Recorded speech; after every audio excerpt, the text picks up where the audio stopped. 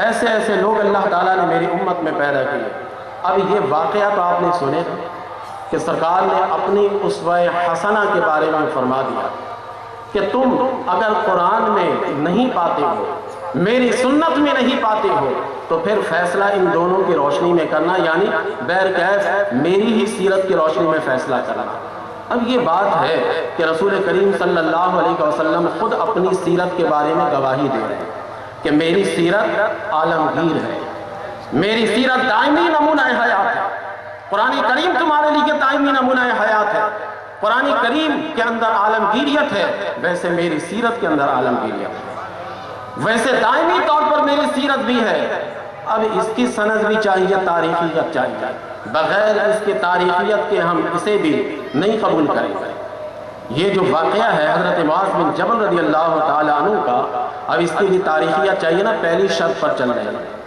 یہ ابو داؤد شریف میں حدیث ہے، میں اس حوالے سے آپ کو بتا رہا ہوں۔ امام ابو داؤد کہتے ہیں کہ مجھے حفص بن عمر نے بتایا، حفص بن عمر کہتے ہیں کہ مجھے شعبہ نے بتایا، شعبہ کہتے ہیں کہ مجھے ابو عوان نے بتایا، ابو عوان کہتے ہیں کہ مجھے حارث بن عامر نے بتایا، اور حارث بن عامر کہتے ہیں کہ جماعت صحابہ میں سے ایک جماعت نے مجھے بتائی ہے۔ یہ پوری تاریخیت موجود ہے، ذرا ایسی تاریخیت کسی اور کی سیرت میں لا کر دکھائیں گے۔ بیچ میں تسلسل میں سے ایک بھی خلا پیدا ہو جائے تو ہم اس حدیث کو ضعیف کہہ دیتے ہیں، پھر ہم اسے نہیں لیتے۔ سیرت طیبہ کے باب میں جو تاریخیت ہے، اس تاریخیت کے تحت ہی ہم اس کو قبول کرتے ہیں۔ نبی کریم علیہ السلام نے خود اپنی سیرت طیبہ کو دائمی نمونہ حیات قرار دیتے ہوئے معاذ بن جبل کے اس کہنے پر آپ نے خاموشی اختیار کیا اور آپ نے اپنی ہی سیرت کی عالمگیریت کو اجاگر فرمایا۔ اب صحابہ نے خود صحابہ کے درمیان نبی کریم علیہ السلام کی سیرت طیبہ کی عالمگیریت کو جو اجاگر فرمایا، وہ بھی ایک مثال سنیں تاکہ میں آگے بڑھوں ذرا تیزی کے ساتھ۔ ابن ماجہ میں یہ حدیث شریف موجود ہے کہ حضرت دیلمی کہتے ہیں کہ میرے دل میں ایک خیال پیدا ہوا، اور وہ خیال بھی اتنا برا خیال تھا کہ مجھے خطرہ تھا کہ کہیں میں ایمان سے نہ نکل جاؤں، یعنی تقدیر کے مسئلے پر میرے دل میں کچھ خیالات پیدا ہوئے۔ میں اس کو سمجھنے کے لیے پہنچ گیا حضرت ابی بن کعب رضی اللہ تعالیٰ عنہ کے پاس، اور میں نے جا کر جو جو میرے دل میں شبہات پیدا ہو رہے تھے میں نے سب بیان کر دیا۔ حضرت ابی بن کعب رضی اللہ تعالیٰ عنہ نے مجھے مختصراً چند باتیں تقدیر کے باب میں سمجھا دی۔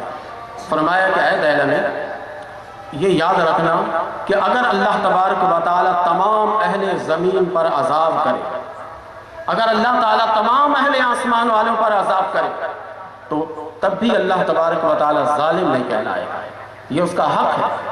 اللہ نے پیدا کیا ہے، تمام زمین والوں پر اللہ تعالیٰ عذاب بھیجتے، تمام آسمان والوں پر اللہ تعالیٰ عذاب بھیجتے، تب بھی وہ ظالم نہیں ہوگا، اس لیے کہ اس نے پیدا کیا۔ مفتی احمد یار خان نعیمی رحمۃ اللہ تعالیٰ علیہ نے اس نقطے کو ایک مثال دے کر سمجھایا ہے۔ کہتے جانتے ہیں، اس کو مثال دے کر سمجھاتے ہوئے کہتے ہیں کہ ایک کمہار کے بعد جا کے تھوڑا سا مٹی وہ تیار کرتا ہے، اس مٹی کو تیار کر کے ایک سے ہانڈی بناتا ہے اور اسی ایک حصے سے مشکیزہ بناتا ہے۔ جس حصے سے وہ ہانڈی بناتا ہے وہ ہانڈی ہمیشہ، وہ مٹی ہمیشہ آگ میں جلتی رہتی ہے۔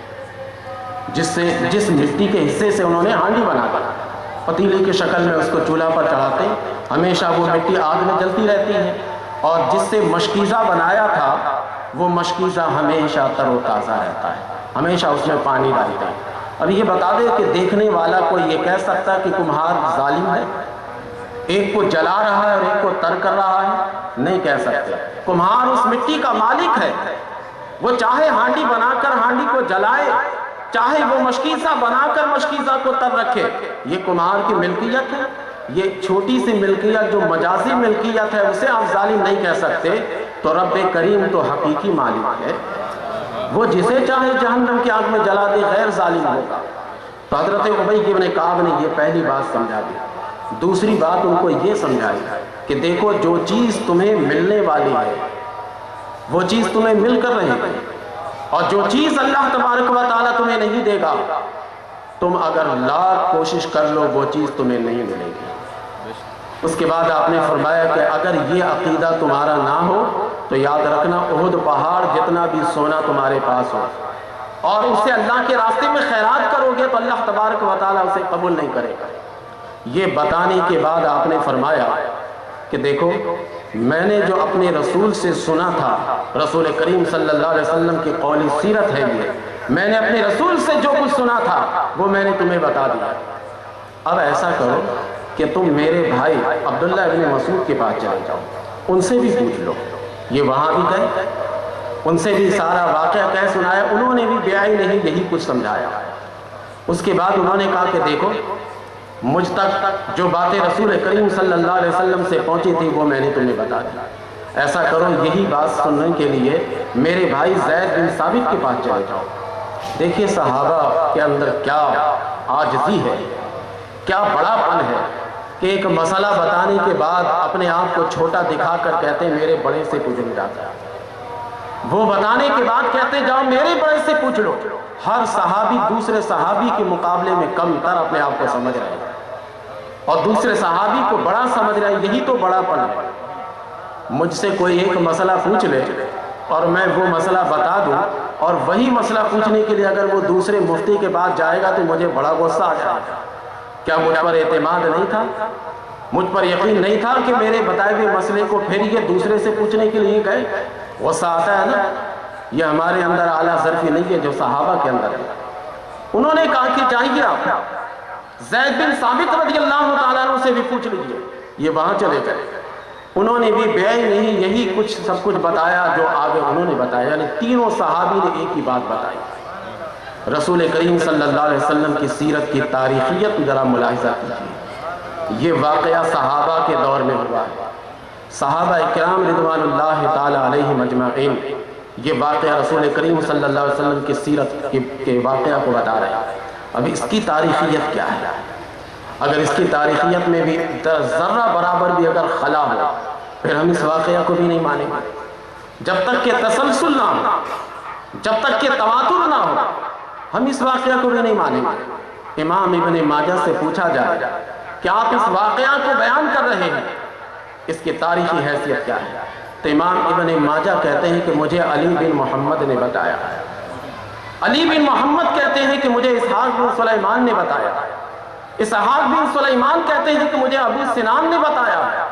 ابو سنان کہتے ہیں کہ مجھے وہب بن خالد حمصی نے بتایا ہے، اور وہ کہتے ہیں کہ مجھے دیلمی نے بتایا، اور دیلمی کہتے ہیں کہ مجھے ابی بن کعب نے بتایا۔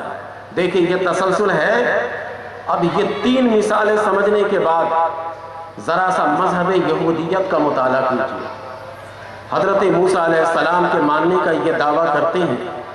موسیٰ علیہ السلام کی سیرت کے بارے میں اگر وہ بیان کریں، ان سے کہیے کہ جس تاریخی حوالے کے ساتھ میرے نبی کی سیرت ہم تک آئی ہے، تم حضرت موسیٰ علیہ السلام کی سیرت اس حوالے سے ہمیں بتا دو۔